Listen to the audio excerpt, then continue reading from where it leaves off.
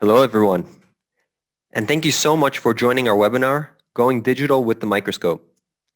My name is Gabe Siegel, and I'm the CEO of Augmentix.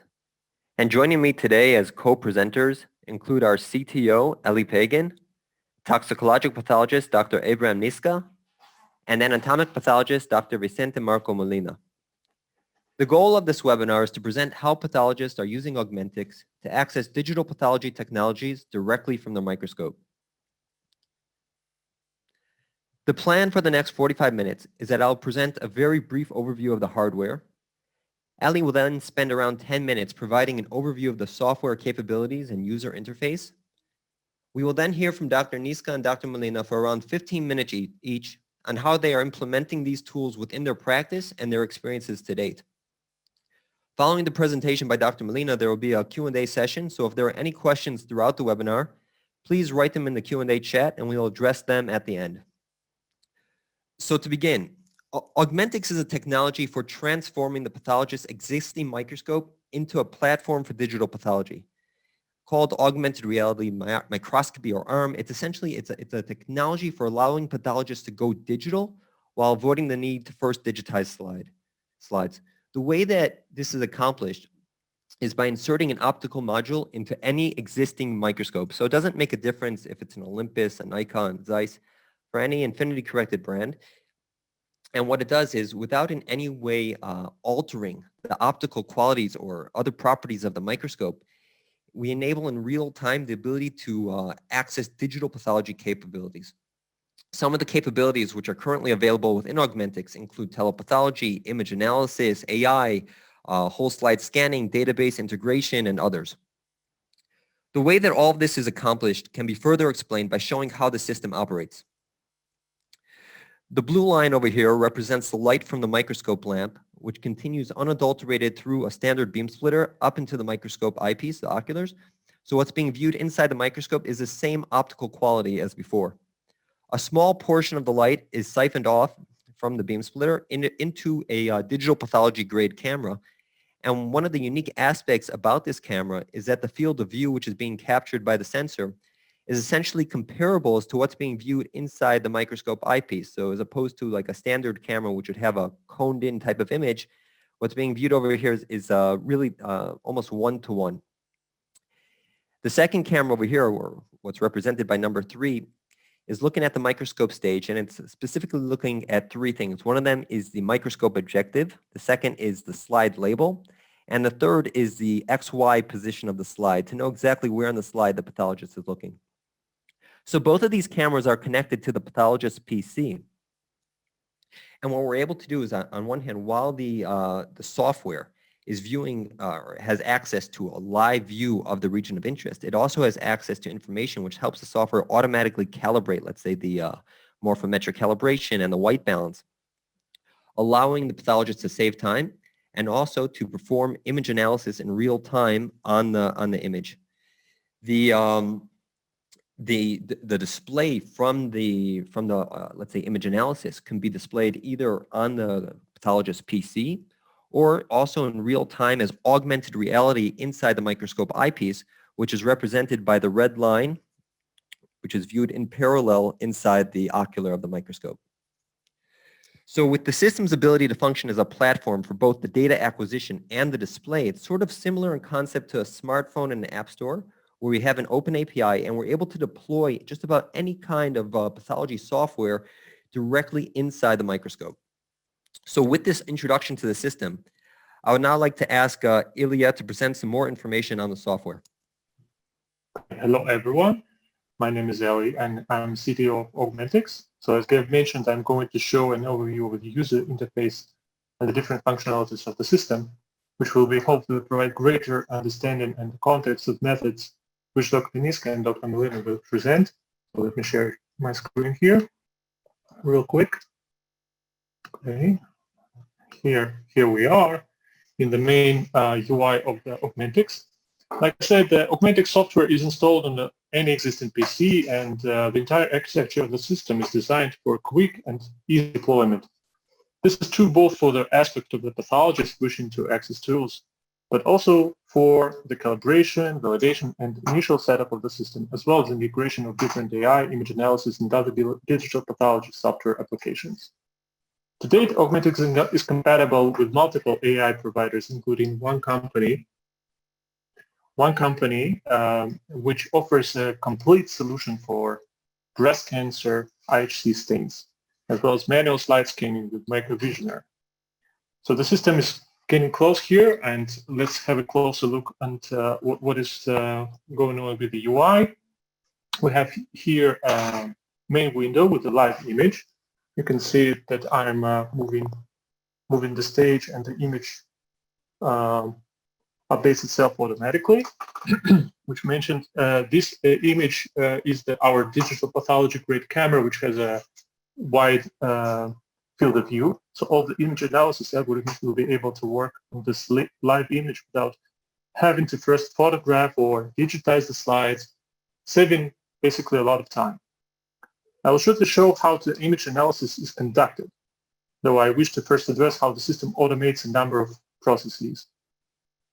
As Gabe mentioned, there is a second camera that is providing a live feed on the slide label, the XY position, and the objective magnification.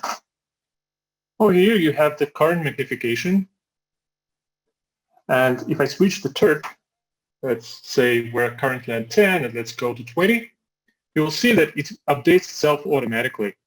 And now we can see the image is updated as well, all the multimetrics and pixel size calibration, as well as a white balance.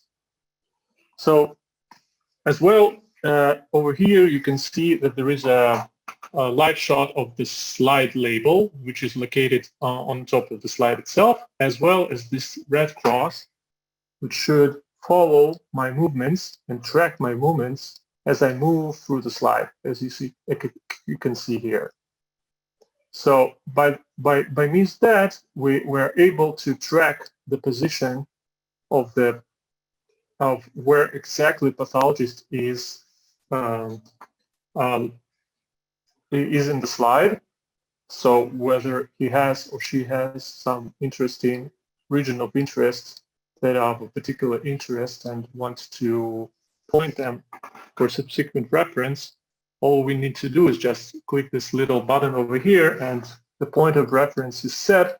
So now we can move on other directions, other field of view, and still we'll be able to go back to the same point of reference that we set previously. Now, while these capabilities are novel to the study of pathology informatics, there's also very valuable for automating many tasks such as white balance and morphometrics, like I said before. Notice that this white balance is automatically maintained while I change the slide, the magnification, I'm sorry. So as we know, each magnification, each objective has its own profile that needs to be calibrated separately, but because our system is pre-calibrated and is aware of all the magnifications used inside the microscope, so we're able to do this before, so that way we are saving a lot of time to the pathologist. Now, allow me to show you the second feature is the augmented microscopy feature that we're basically activating this feature by clicking this button. I cannot show you this live. However, I have a small clip that will probably give you a look and feel of how it is done when you look inside your eyepiece. So if you look closely, you can see that there is an AR way of performing things superimposed on your tissue when you look inside the eyepiece. So basically the same comes here. So you have the full parity here. You can perform annotations. You can perform measurements like this.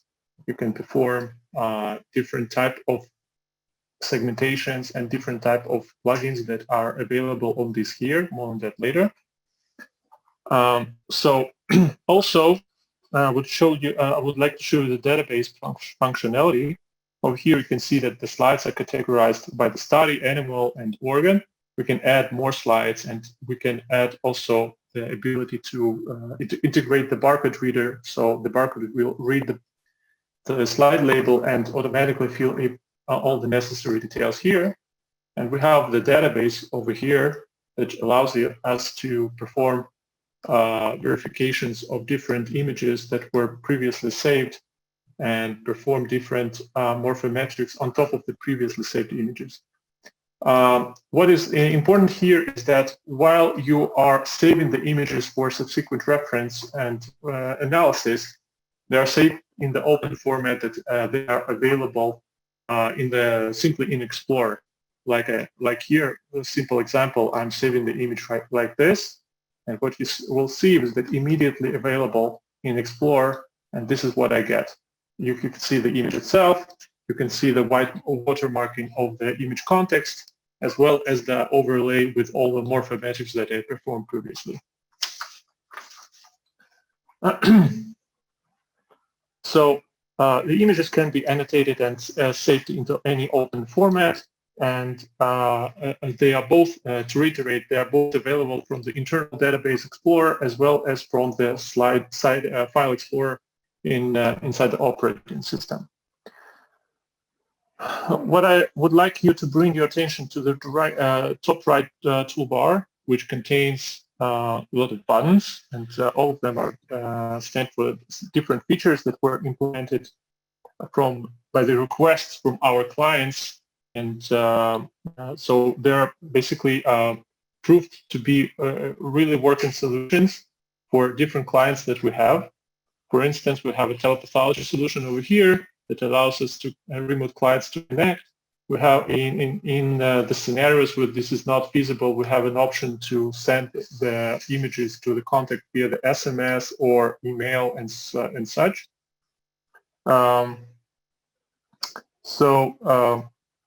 What are the advantages of our telepathology solution compared to Zoom, for instance, is that we use the compression algorithm which is lossless, which doesn't compromise on the image quality, and still allows you to perform really quick, still perform a very low latency image transfer, and also allows you to perform annotations from your web client or viewing client on top of directly on top of the microscope overlay that is located inside the eyepiece. Another feature over here is the record session, which enables to create a database of images that can be accessed at a later time for AI development. Essentially, the system can be set up automatically, connect images based on certain actions, and there's a pathologist can have their PC database of images that are filed according to different preset parameters. So what is important to mention is that we have another feature is the scanning. So we have a software integration with a microvisionaire that allows you to create whole slide images of particular regions inside the slide on demand without need to access very expensive hardware and time-consuming operation. So just for real quick reference, here are a couple of samples that we performed on this particular microscope using this software. You can see this is the image which was scanned in the 40x objective resolution, which is fairly good quality. This particular slide was not scanned fully. That is why you can see the rough edges over here. It was just an example for the reference. And let's make another shot at another 40x image that was scanned with different type of tissue, but the same H&D staining over here. So that basically, with that, I will conclude my introduction and pass the screen back to Gabe. Thank you, Ilya. Before introducing our first pathologist, I would like to remind everyone that questions for Ilya can be placed in the Q&A box, and he will answer them at the end of the webinar. So our first pathologist speaker is also among our first users of the system. Dr. Abraham Niska is an expert consultant for toxicological pathology. Dr. Niska.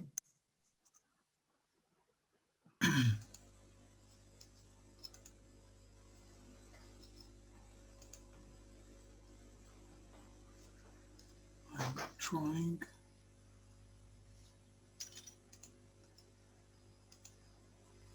I'm doing share one. Okay. 1 minute. Okay. Hello, everyone. My name is Abraham Niska, and I've been a toxicological pathologist for the past 45 years. I began my career working for CROs in England, which was followed by over 18 years working in US government national toxicology program as a senior toxicologist, as experimental pathologist, and for the 17 years working in Israel and as an independent expert consultant for hundreds of medical device and drug companies located throughout the globe. My task as a consultant is to advise companies on their R&D as well as represent them during the peer review process.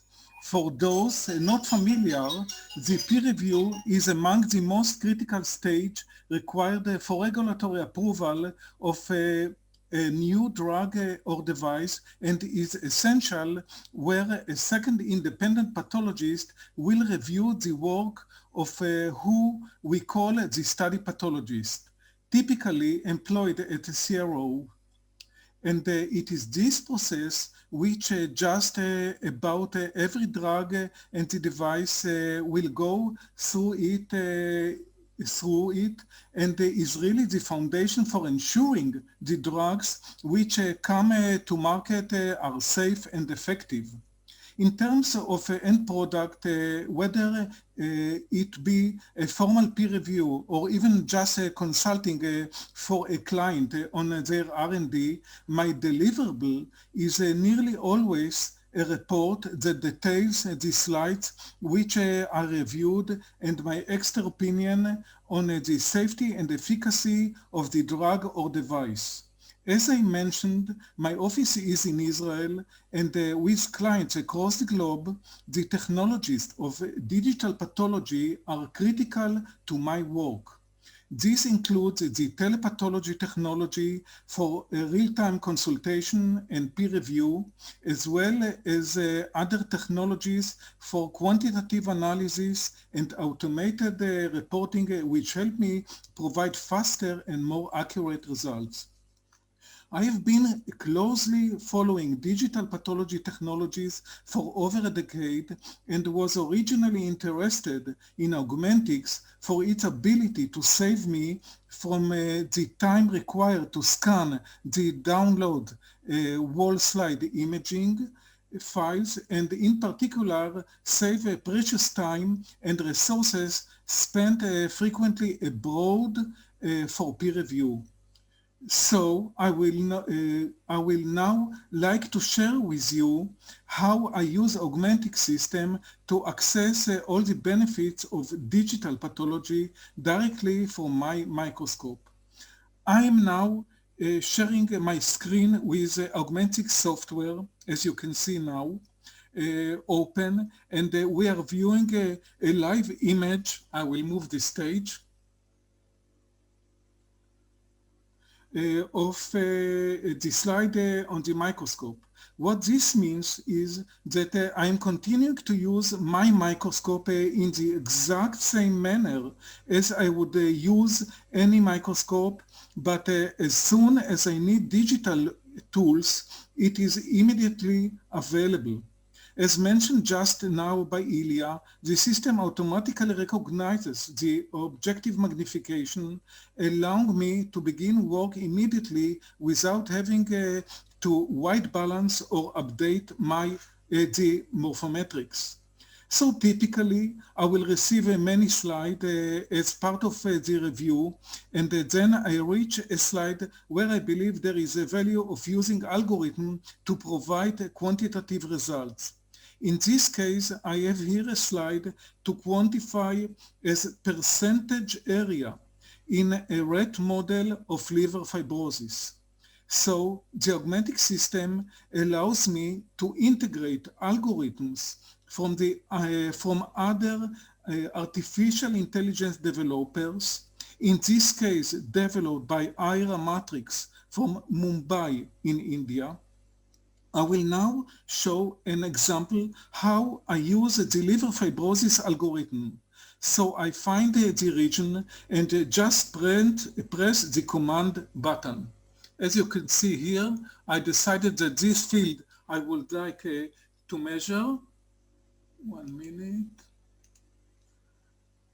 And here I am clicking on the software, on the algorithm, and it is detecting the percentage area occupied by fibrosis. I'm showing you by arrow, this is the results. You see the result. I'm usually applying the algorithm on multiple, at least 5 fields selected at random in the same histology section, always using the same magnification. For validation purposes, I compare the artificial intelligence results to data obtained by semi-quantitative evaluation that I'm doing. Now that the algorithm is deployed, I will save the image to the database. Notice how the images are saved with overlay and with the case data already watermarked. I can also, of course, save the image without the overlay. And here I'm using it, saving it, and I saved the photo. I would like now to change the slide, so give me a second, please.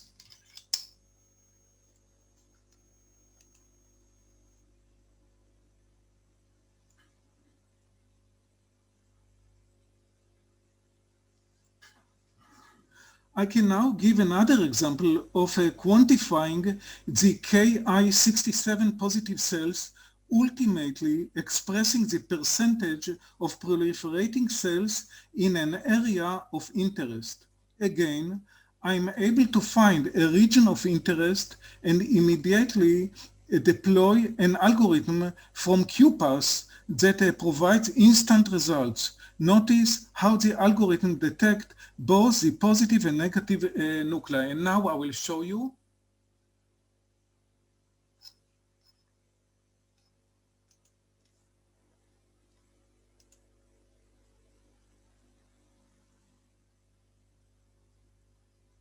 I'm activating the algorithm. And you can see that all the red circles are surrounding a positive stained Ki67 nuclei, and all the green circles are showing the negative nuclei. So what we get, if you look on the upper left side of the screen, you can see that there were total, in a second, total counted about 2,000 cells. Of them, about 90% are negative and about 10% are positive. And again, I can repeat it how much that I want. I'm usually applying the algorithm on multiple, at least 5 fields selected at random. In the same histology section, always using the same magnification. Once completed, images are saved, and I can now move to the report, saving a lot of precious time, resources, while getting the optimal, accurate results. And I would like now to show you another example. Give me a second, please.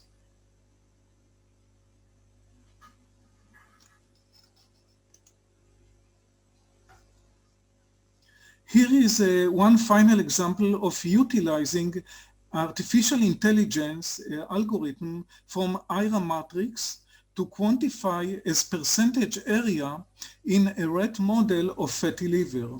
Again, a region, I find a region and just press the command button. Look now.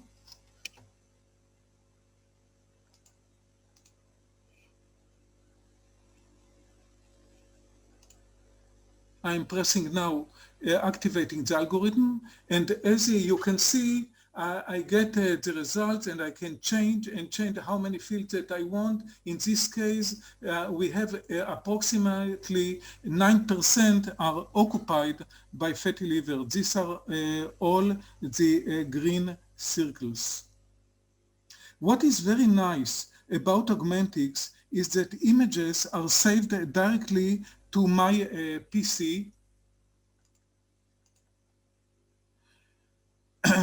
and in a directory per each study that I perform, the images are a full field of view, and they are saved as a TIFF, PNG, JPEG, so they are available immediately for use and already filed to make it easier to find.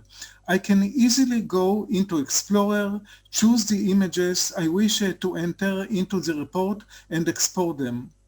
Another very important feature that I use often is telepathology, and this allows an unlimited number of remote participants to view my microscopic field in real time. I use the telepathology for both my consultation and for actual peer review. In the case of peer review, I receive and review all the study slides and then make a note of the slides that I wish to review with the study pathologist via telepathology. After this session, we achieve a consensus. During the session, of course, we achieve a consensus, and the slides are shipped back to the study pathologist with my peer review notes that include images taken from the Augmentic system. The study pathologist will create the FDA required peer review statement, which is signed also by myself and then submitted to the regulatory bodies, part of the report. What is wonderful about the technology is that the viewing is multi-directional, meaning the remote participant can make annotation that I see immediately. Unfortunately, time does not permit to show the telepathology, but this is the only telepathology tool I am aware of that is both instant and multidirectional. So I want to conclude with the following takeaway points regarding how I use the technology. The Augmentic system essentially provides me all the digital pathology tools I need to work faster, provide quantitative results, and very easily document the work that I do. To date, I have successfully used the system for over 20 GLP peer reviews, doing it with international leading CROs, in addition to many hundreds telepathology sessions. The reports from this peer review were shared with the FDA without any comment. I should emphasize here that all my formal peer review work is done by adopting an appropriate standard operating procedure, SOP, including periodic calibration that is easily done with the system. If I were to estimate how much time the system saves me with all the automatic features like automatic white balance and objective recognition, having artificial intelligence and image analysis tools, telepathology, and having images immediately available for download, I would say that without any exaggeration, I am able to perform certain tasks which once took days in several hours only. The cost saving of this time saved is simply immeasurable. In addition, the quantitative data is by far more accurate than the semi-quantitative data.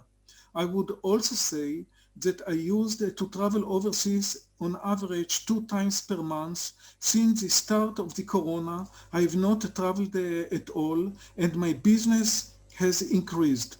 I am positive that the augmented system with the telepathology and the artificial intelligence capabilities has brought me many new clients.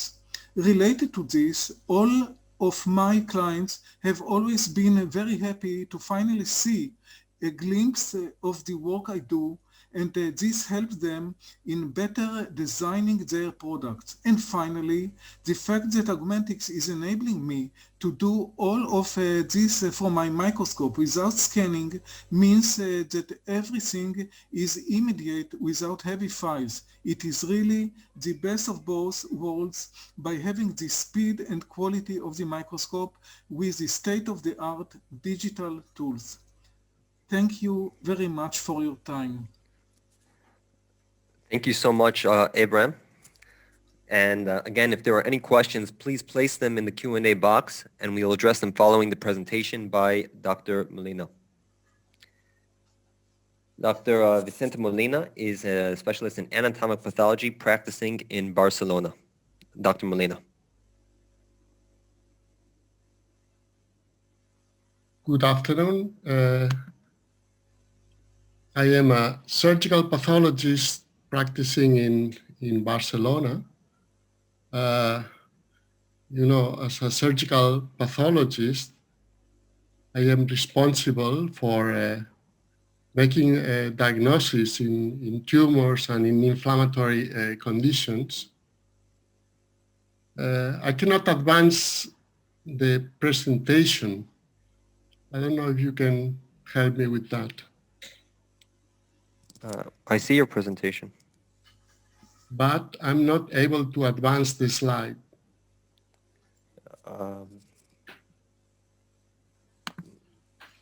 Wait a second. Okay. As I was explaining you, as a surgical pathology, I have to do with the diagnosis of tumors, deciding when a tumor is benign or malignant, and more evaluating prognostic factors and also predictive factors of therapeutic response. So I proudly say that our specialty is becoming more and more important in oncology and in other branches of medicine. We also have to do with inflammatory conditions and with lesions that often mimic tumors. What I'm finding out with Augmentics is that, of course, it enhances the capabilities of a traditional microscope. With the system, I can very easily obtain microphotographs. I have now morphometric tools that helps me in evaluating different features of the lesions. I can quantify cells, and although I have no experience yet, I hope I will be able to use it in consultation and also sharing interesting cases with other colleagues. Now, I have chosen breast cancer as a paradigm in surgical pathology because I think it's a type of tumor where we have to integrate not only diagnosis, not only tell that the tumor is benign or malignant, what histological type it is, but also to evaluate the prognosis of the tumor, basically tumor size, tumor grade, Ki-67 proliferative index, how are the margins of resection, and also we have to evaluate predictive factors of response.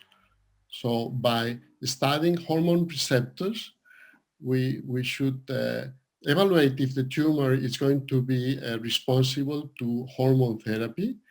By evaluating HER2, we have to help decide if Herceptin or other monoclonal antibodies will be of use for the patient.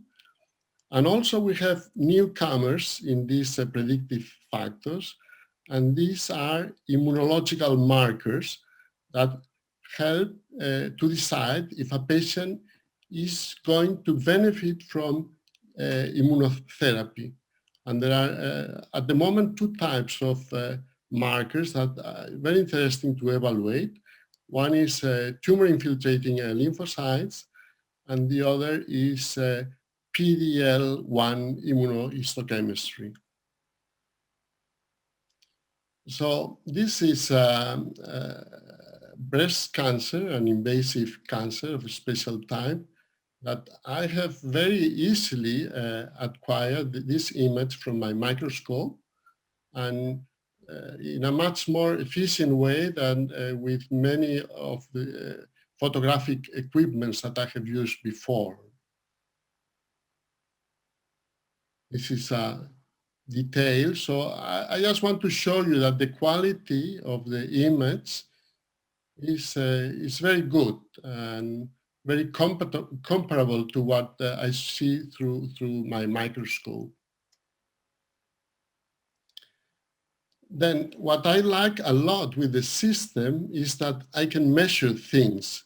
And more I'm required by clinicians to give measurements of the lesions that I study. So for instance, you can see on the left side, it's a breast cancer, and you have the main lesion that I can measure to the periphery, the resection margin, and give a very accurate distance from the tumor to the margin. And also if there are any satellite lesions, like in situ carcinoma in this case, also measure all these features, no? And that helps a lot in practice to decide if the surgical procedure has accomplished the radicality that is required for the tumor, no? To your right, you have another feature that it's also very helpful. It's a lymph node, and this lymph node has very tiny tumor deposits infiltrating the capsule. And for staging purposes, I'm supposed to tell if this is a macrometastasis, that is the group of tumor cells measures more than 2 millimeters. If it is a micrometastasis, that's between 2 and 0.2 millimeters, or if these are just isolated tumor cells. In this case, the group from one end to the other measures 1.51 millimeters, so it's a micrometastasis. And this information has important implications for staging and for prognosis. Now, let me talk a little bit about Ki-67. That is one of the features that offers Augmentics and that I find very useful. As you know, we can divide invasive breast cancer in 4 what has been called molecular types, and now this classification is done much easier by immunohistochemistry. We have luminal A tumors. These are tumors that are hormone receptor positive and that have low proliferative index. Now, these type of tumors are going to benefit from hormone therapy and are going to benefit very little from chemotherapy. So giving the right measurement of Ki-67 in this situation is very important. Then we have luminal B tumors. The difference is that these tumors, they have high proliferative index, and these tumors are going to be treated in most cases by chemotherapy and hormone therapy. And then we have HER2 and triple negative tumors that usually they have a very high proliferative index. until now, the assessment of Ki-67 has been done in a eyeball manner. That's by experience of the observer, deciding if there are very few cells positive, intermediate, or many cells are positive. Now, international societies are now giving very specific guidelines that we are supposed to follow. And one of them is that we have to count around 500 cells at the periphery of the tumor to decide what's the proliferative index, no? And that takes time. I mean, in my experience, for one case, that's easily 20 to 30 minutes work, no? But more and more, we have now morphometrics and digitalized systems like Augmentics that are a big help to assess Ki-67. So we hope in the future to overcome the poor concordance with the assessment of Ki-67, especially in those cases that are in the mid-range of the proliferative intensity. Now, this is an example of staining for Ki-67. With the system, I would like to know how many cells are in the screen now and how many are positive with Ki-67. The system allows me to do a manual count. That is, I can mark each cell and then make the ratio between the blue negative cells and the brown positive cells. Or I can do this whole cell assessment count in 2 steps. Or now that's a new feature that Augmentics allows me to do an immediate assessment of Ki-67. I can select also a specific area where I want to count. The system tells me that there are a little bit more than 1,000 cells in the square. Now I want to know how many are Ki-67 positive. So the system allows me to count only the ones that are positive, and then I can make the ratio, no? And the result is around 30%. But now this new feature also gives me an immediate count of the total number of cells and the ones that are positive. And here you can see the result. The positive cells represent 30%. So this is a tumor with a high proliferative index, no? Now, another group of, as I said before, biomarkers that are very important to study is what are called immunologic biomarkers. And these are TILs and PD-L1. TILs are lymphocytes infiltrating the stroma of tumors. And PD-L1 are proteins expressed by the tumor, but also by immune cells, by T cells, no? The interest of these markers is that the assessment allows to predict the possibility of response to immune checkpoint inhibitors. And that's a very important new family of therapies for tumors, no? Now, international societies are giving guidelines about how to assess TILs, no?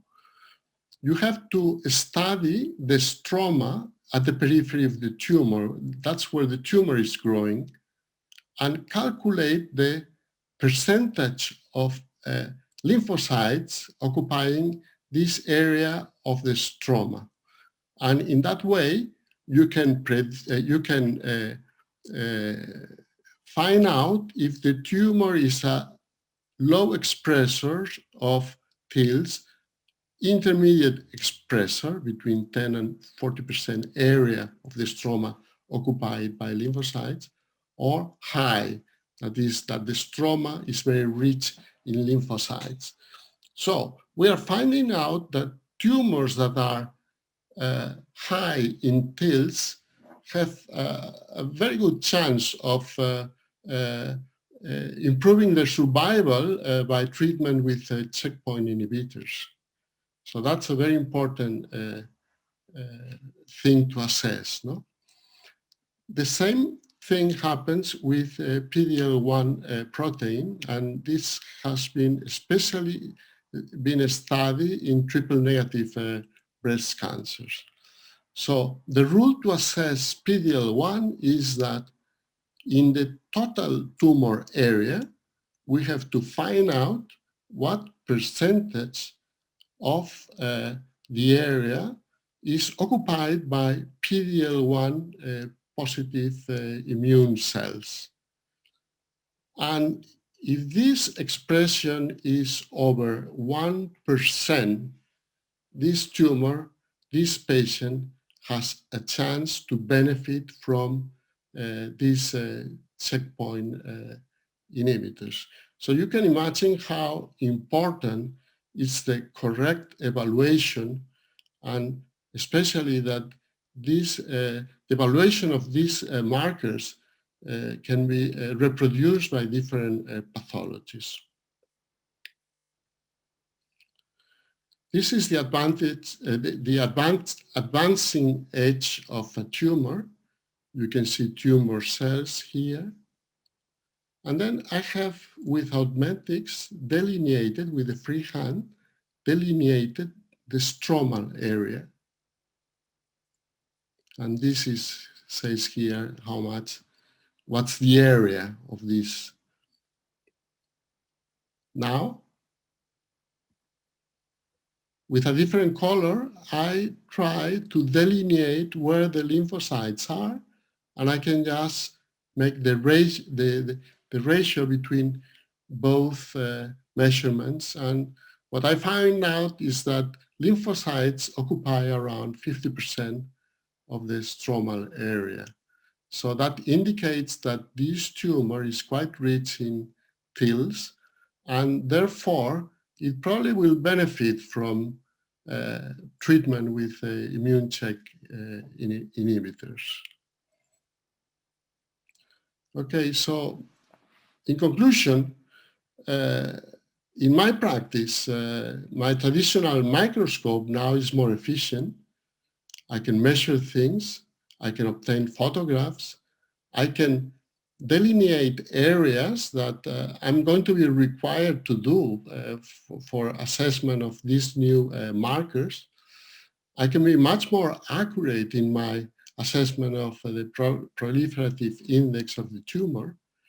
And also in the future, as probably a network of users of Augmentics grows, I would be able to share my cases with other surgical pathologists and discuss and get consensus over diagnosis. Thank you very much for your time to listen to my talk. Thank you. Thank you so much, Vicente.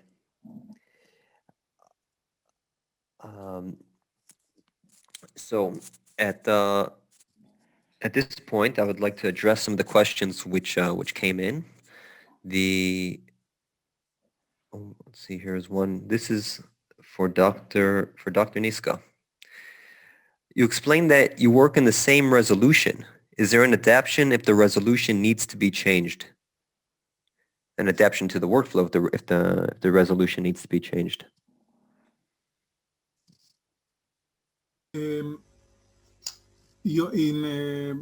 the regular work, there is no problem to change the magnification. If I understand correctly the question, no problem to change the magnification. I do not have to do any white balance, etc. For the algorithms, for the use of the algorithms, we usually develop the algorithm for the optimal magnification. Let's say all the three examples that I showed you, the algorithm was developed for 10x and 40 magnification. The 10x gives us a more overview of the field, and the 40x gives us the cellular detail that we would like to measure. So no problem to use a different magnification. Okay, the I next think question. that Danny, I'm sorry, I think Danny has something to say. Danny, do you want to add something? Okay, ask to mute. Okay, probably nothing, so he just raised the hand. That's okay. All right, let's proceed to the next question. What is required from the side of the CRO in order to enable sponsors remote telepathology peer reviews? So I believe the answer is just to place the system in the, well, actually no, for Abraham, you could answer. Let's say, of course, any pathologist that he would like to consult with other or do dialogue with another pathologist,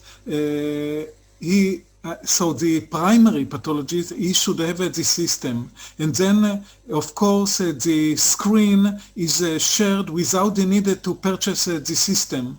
And I'm doing peer reviews, sharing my field of view. I have the system. I can share it with unlimited number of people, and usually I have at least the study pathologist, study director, and if permitted, also the sponsor. As you know, in peer review, you can usually cannot include the sponsor, but if it is allowed, we are doing it. So there is no need to purchase the system by the primary pathologist, and the only need is to get the permission to use the software of the augmenting and install it, and it takes a second to install the system, the software, and no problem. Right. I would just add on that to do telepathology, only one system is required. It's not that every person who would like to participate in the session requires the actual hardware. There's one hardware which is on the microscope, and everyone else just downloads either software or via a web browser and is able to connect. So those are the questions. So we've reached the end of the webinar. I would like to thank everyone for joining us today, and a very, very special thank you to Dr. Molina and Dr. Niska for their presentation. The webinar was recorded and will be made available shortly to everyone. So thank you again so much. Have a great rest of the day. Happy holidays and best wishes for the upcoming year. Thank you.